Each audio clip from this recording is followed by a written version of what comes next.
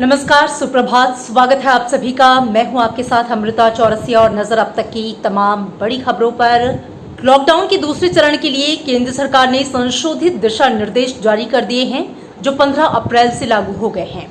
सरकार ने बिना हॉटस्पॉट वाले इलाकों में अधिसूचित सेवाओं में 20 अप्रैल से थोड़ी ढील दी है। लॉकडाउन का सख्ती से पालन सुनिश्चित करने के लिए गृह मंत्रालय ने कई दिशा निर्देश भी जारी किए हैं। इनके अनुसार खेती बाड़ी और बागवानी से संबंधित कार्य पूरी तरह से जारी रहेंगे।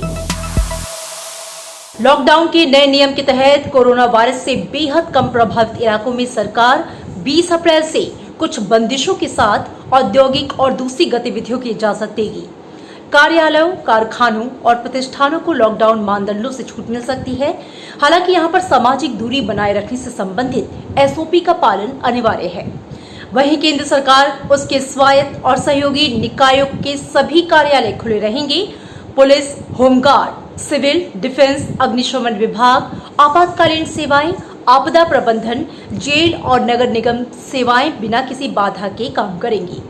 कार्यालय को सैनिटाइजर उपलब्ध कराने, शिफ्ट चलाने और थर्मल स्क्रीनिंग कराने का आदेश दिया गया है। साथ ही लोगों के लिए सोशल डिस्टेंसिंग के साथ मास्क लगाना अनिवार्य कर दिया गया है। देश में समय 170 हॉटस्पॉट और 207 नॉन हॉटस्पॉट जिले चिन्हित किए गए हैं। इन जिलों को 3 श्रेणियों में विभाजित किया गया है।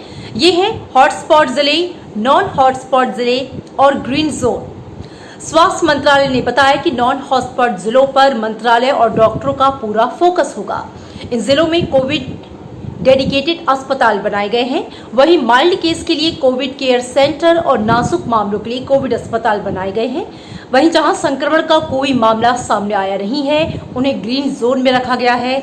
देश भर में पिछले 24 घंटों की बात करें तो 1074 नए मामलों की पुष्टि हुई है। साथ ही कोविड-19 से संक्रमित लोगों की जो संख्या है वो बढ़कर 11,000 को पार कर गई है, जबकि 1,306 रोगी इससे ठीक हुए हैं।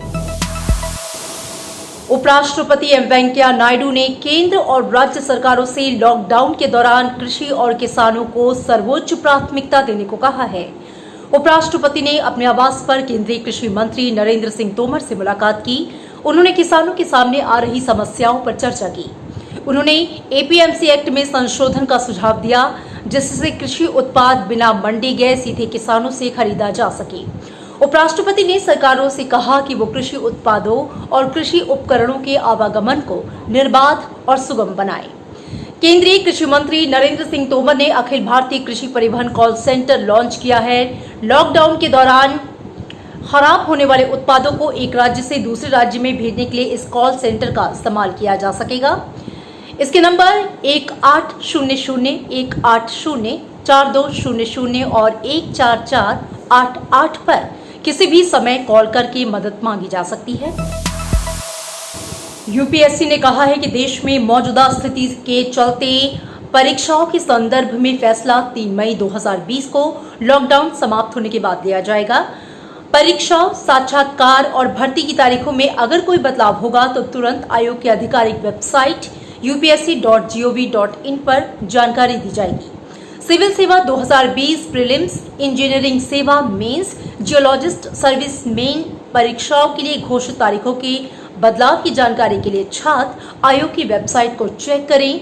यूपीएससी पहले ही नेशनल डिफेंस एकेडमी की परीक्षा को टाल चुका है और एनडीए सेकंड परीक्षा 10 जून 2020 को है। देश में कोरोना संक्रमण के चलते संघ लोक सेवा आयोग के चेयरमैन और सदस्यों ने स्वेच्छा से अगले 1 साल तक अपनी बेसिक सैलरी में 30% की कटौती का ऐलान किया है।